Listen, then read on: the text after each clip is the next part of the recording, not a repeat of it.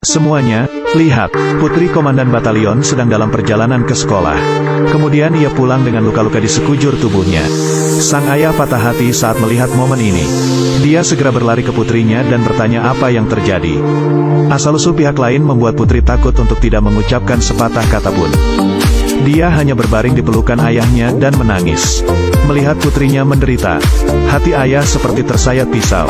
Dia bersumpah untuk membalas orang-orang ini.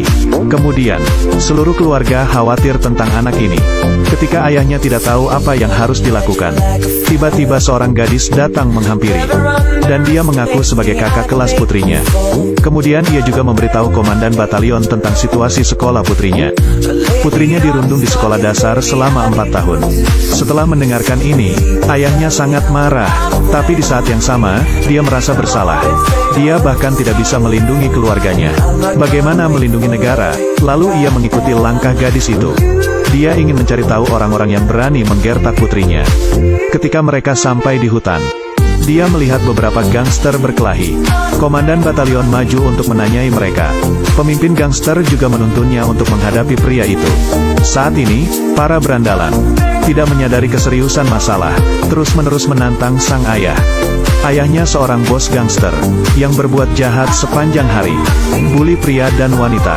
Apa yang telah dia lakukan sangat mengerikan. Mereka bahkan tidak menghormati tentara. Bersiaplah untuk melawan si ayah. Apa yang mereka tidak tahu adalah, identitas pria di depannya tidaklah biasa. Tapi Komandan Batalion Resimen Pasukan ke-8. Komandan Batalion tidak mau membuat masalah besar. Tapi para gangster menghinanya lagi dan lagi. Lebih dari itu, gangster itu menamparkan komandan, mengancamnya untuk berlutut dan memohon belas kasihan. Dengan begitu, mereka tidak lagi membuli putrinya. Kalau tidak, dia akan melakukannya lagi. Komandan menolak ancaman gangster tanpa ragu-ragu. Gangster melihat bahwa Komandan Batalion tiba-tiba berani menantangnya. Jadi naiklah dan tampar Komandan Batalion lagi. Bagaimana Komandan Batalion yang marah bisa bertahan? Beri dia beberapa pukulan langsung. Putra bos gangster langsung dipukuli hingga babak belur.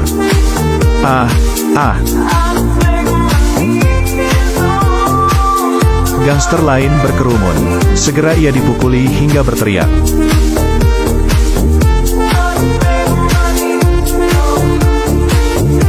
Komandan Batalion masih belum puas. Dia menendang lagi, peringatkan mereka bahwa ini adalah akibat menggertak putrinya. Kalau berani bully lagi, mereka tidak akan bisa melihat matahari besok. Namun, si pembuli masih tidak terima. Lalu ia menelepon ayahnya, mengetahui bahwa anaknya telah dipukuli habis-habisan. Dia sangat marah. Ratusan orang langsung dikumpulkan. Dia mengancam akan membunuh orang yang memukuli anaknya. Baru kemudian, Komandan Batalion mengetahui bahwa gangster lokal mengumpulkan sejumlah besar preman. Dan segera kemari. Jadi dia melapor ke atasannya. Mengetahui bahwa seseorang secara terbuka menantang kekuatan militer. Komandan militer menjadi marah. Segera perintahkan penghapusan para pelanggar hukum ini. Untuk menenangkan kemarahan rakyat. Dengan cepat ia mengumpulkan tim. Pastikan untuk menangkap semua gangster ini.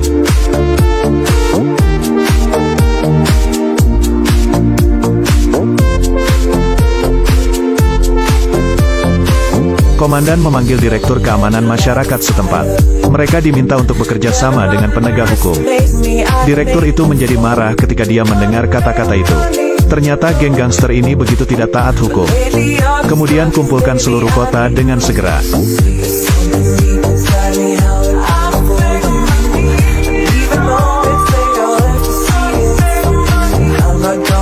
Bergegas ke tempat di mana itu terjadi.